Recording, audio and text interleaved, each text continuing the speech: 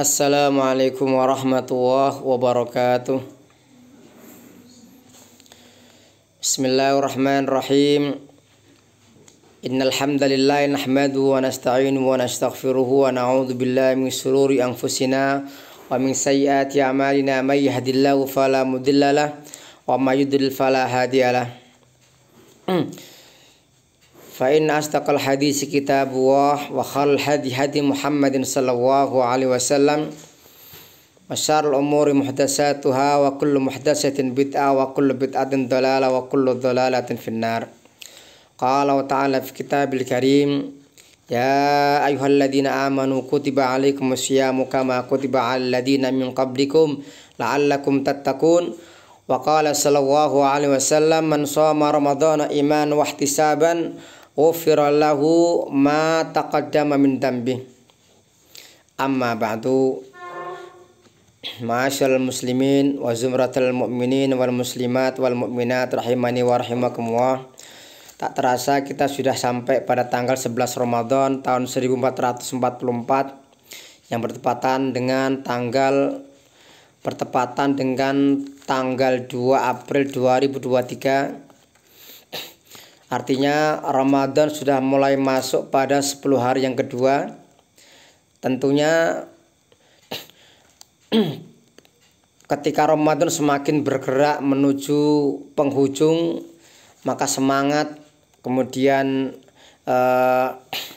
semangat seorang mukmin, seorang muslim dituntut untuk bagaimana seimbang dan tetap bisa menjaga semangatnya meskipun Ramadan semakin mendekati purna. Oleh karena itu, pada kesempatan pagi ini kita akan lanjutkan kembali di antara kegiatan-kegiatan di PPTQ Ma'anal Islam ini, yaitu kuliah subuh habis subuh ya, kuliah pagi. Tema yang akan saya angkat dalam pertemuan pagi ini adalah Al-Mu'amaratu al-Islam, konspirasi keji terhadap Islam. Rasulullah Shallallahu Alaihi Wasallam dan juga dalam Al-Quranul Karim di sana sudah ada isyarat ya. Quran mengatakan dalam surah Al-Baqarah, walang tardu ankal yahud walan nasara hatta tattabi'a millatahum. Dan Yahudi dan orang-orang Nasara mereka tidak akan ridho kepada kalian kepada Muhammad sampai engkau mengikuti milah mereka. Milah itu bisa diartikan satu dalam bahasa Arab, bisa diartikan agama. Yang kedua, milah bisa diartikan tata cara dan gaya hidup. Makanya ini ketika ayat ini berbicara langsung kepada Rasulullah Muhammad SAW, sebenarnya sebagaimana dalam kaidah ilmu tafsir, al-khitabu lin nabi khitabun li ummatihi. Jadi diskursus atau pembicaraan kepada Nabi Muhammad SAW itu otomatis itu diarahkan kepada umatnya, kecuali ada hal yang khusus ya, yang ada qarinah yang mengindikasikan hanya kepada Rasulullah. Kemudian Rasulullah SAW itu juga pernah menyampaikan dalam sebuah hadis beliau, la tattabi'anna sunana man qablakum sibran bisibrin wa dhira'an bidhira'in hatta lau dakhalu juhra dabbin la dakhaltumuh. Dan kalian nanti sungguh di masa-masa yang akan datang akan mengikuti sunnah-sunnah atau kebiasaan-kebiasaan orang sebelum kalian, sejengkal demi sejengkal, sehasta demi sehasta. Bahkan kalau seandainya mereka masuk ke lubang biawak, kalian juga akan masuk ke lubang biawak itu. Kata para sahabat, ya Rasulullah, qalu faman? Ya Rasulullah, faman siapa mereka orang-orang yang kau katakan akan mengikuti jalan gaya hidup mereka ya Rasulullah? Apakah mereka al-Yahud wan Nasara? Apa mereka orang yang kau maksud adalah Yahudi dan Nasrani? Maka Rasul mengatakan qala faman, kalau enggak mereka siapa lagi?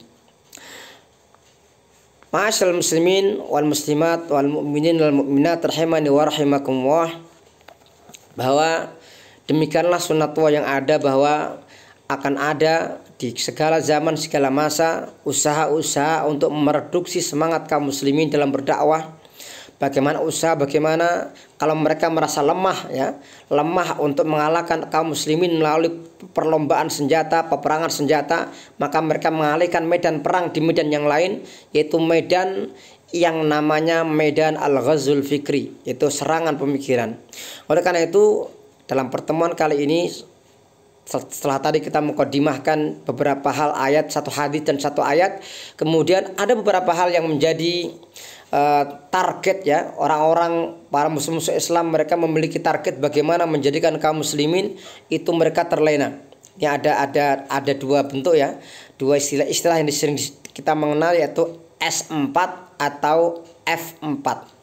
S4 adalah melalui sport atau olahraga. Kemudian bagaimana kita dididik di zaman global saat ini, bagaimana anak-anak dikenalkan dengan tokoh-tokoh olahraga ya, di berbagai olahraga, sehingga mereka kagum dengan mereka, sehingga saat ini kalau seorang anak-anak itu mereka mengenal pemain sepak bola, mengenal tokoh olahraga, mereka hafal, tetapi mereka lupa ya siapa Khalid bin Walid, siapa Khulafaur Rasyidin, siapa para salafun saleh, bahkan mereka tidak mengenal siapa Imam Syafi'i, siapa Imam Maliki, siapa Imam Hanafi.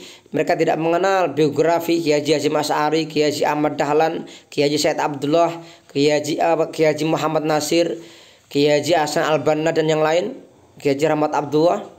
Karena mereka sudah sudah tiap hari yang ditonton adalah tayangan-tayangan yang membuat mereka kagum ya.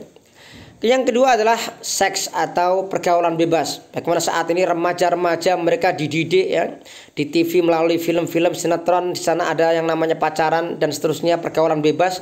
Akhirnya apa? Akhirnya para remaja, para pemuda-pemudi mereka menjadikan televisi, menjadikan YouTube, menjadikan media sosial itu sebagai panutan ya.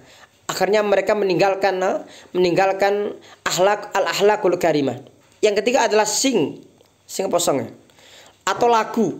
Jadi kemudian diperkenalkan lagu, yang lagu-lagu itu kemudian menjadikan anak-anak muda menghafal lagu itu, padahal lagunya itu lagu yang mengajak kepada percintaan, mengajak kepada yang haram, mengajak kepada berjudi, mengajak kepada meninggalkan kewajiban ketaatan, mengajak kepada kemalasan, mengajak kepada kemaksiatan. Ini yang bahaya. Kemudian S yang keempat adalah ini yang banyak menyerang di kalangan kita, bahkan orang-orang yang dianggap tokoh-tokoh masyarakat mereka pun juga terserang ini, yaitu smoke ya, yaitu merokok ya. Merokok ini sebenarnya sejarahnya panjang sekali ya. Bagaimana rokok bisa sampai ke Indonesia? Di zaman dahulu ketika para penjajah mereka melihat di Indonesia itu daerah yang luar biasa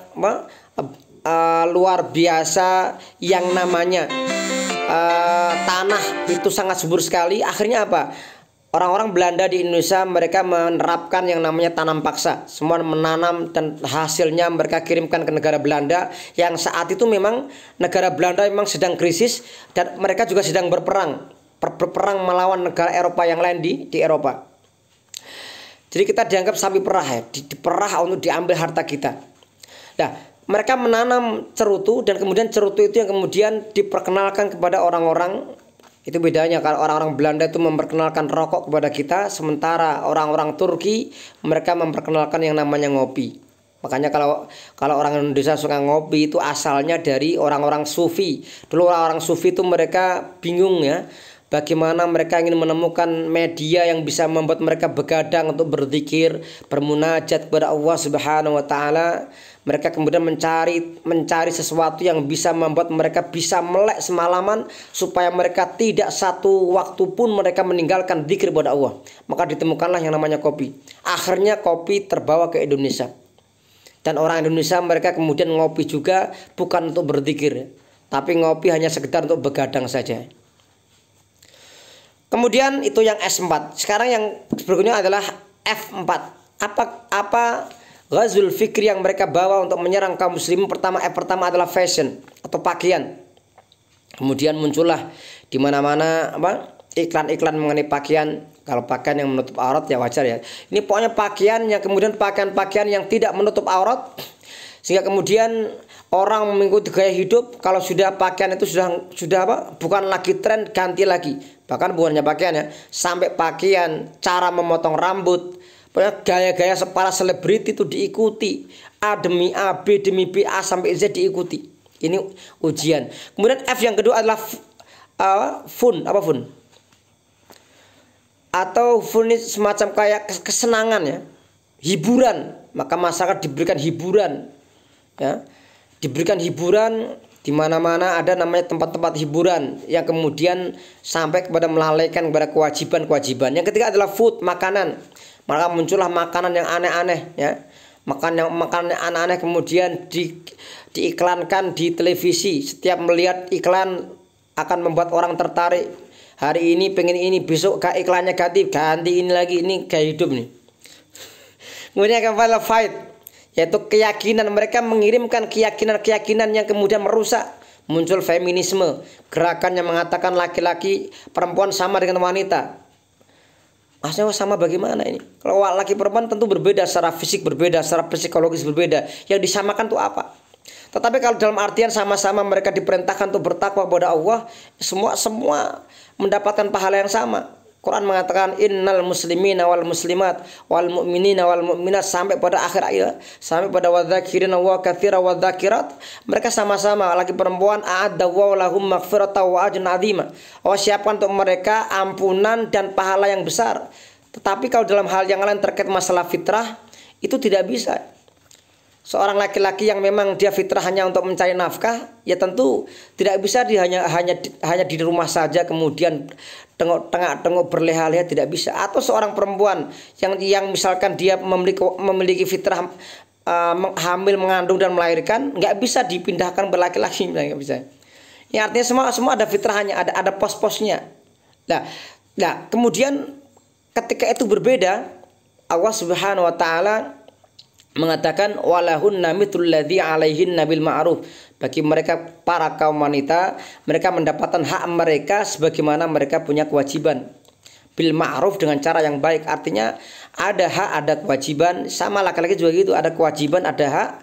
Bukan hanya pengen dilayani, tidak mau melayani, atau mereka hanya menuntut hak dan tidak mau melaksanakan kewajiban. Sama, artinya ketika ini dilakukan dengan bersama-sama, maka akan menimbulkan sebuah harmonisasi dalam keluarga.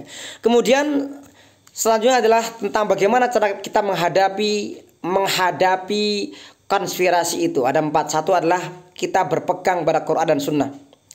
Ya, Rasul mengatakan kalau kalian nanti menemukan akan datang kalian hidup sezaman dengan banyak perpecahan. Fa'alaikum bisunnati wa sunnatil khulafa'ir rasyidin al-mahdiyyin. Ikutilah sunnahku dan sunnah para khulafa'ir rasyidin. Yang kedua adalah nahnu naqumu fi sufufil ulama as-salihin. Kita berada dalam barisan para ulama yang saleh, masyarakat yang baik, kita bersama mereka. Yang ketiga adalah wahdatul ummah wa ta'awun bainahum. Bagaimana umat ini mereka bersatu, mereka saling tolong menolong, mereka harus saling asah, saling asih, saling asuh, bukan saling gasak, gesek maupun gosok ya. Dan yang terakhir, bagaimana menghadapi konspirasi yang berpotensi melemahkan umat Islam adalah dengan kita al-jihadu bil amwali wal anfus. Kita berjihad dengan harta kita dan jiwa kita. Bahkan kalau dalam konteks yang lebih besar, kita juga berjihad dengan hati. Kalau kita nggak punya harta, kita nggak punya kemampuan dengan tangan kita, maka kita bisa menggunakan dengan hati kita berjuang mendoakan kaum muslimin untuk yang terbaik bagi mereka. Intinya mari saya mengajak kepada seluruh hadirin hadirat, segenap pemirsa yang menyaksikan tayangan ini, bahwa marilah kita senantiasa bersatu, berukhuwah. Kalau kita kuat, kita bersatu, dan kita kembali kepada Quran dan Sunnah Rasulullah SAW, maka insya Allah umat ini akan ditunjukkan ke jalan yang sebenarnya. Demikian untuk yang kami sampaikan, saya sampaikan dalam pertemuan pagi ini. Semoga Allah melindungi kita semua dan melindungi keluarga kita semuanya. Semoga kita diberikan jalan untuk menuju kesempurnaan, dalam artian untuk menuju diterimanya amal kita di sisi Allah Subhanahu wa taala. Mohon maaf jika banyak kekurangan. Usikum wa iyaya bitaqwallah. Wassalamualaikum warahmatullahi wabarakatuh.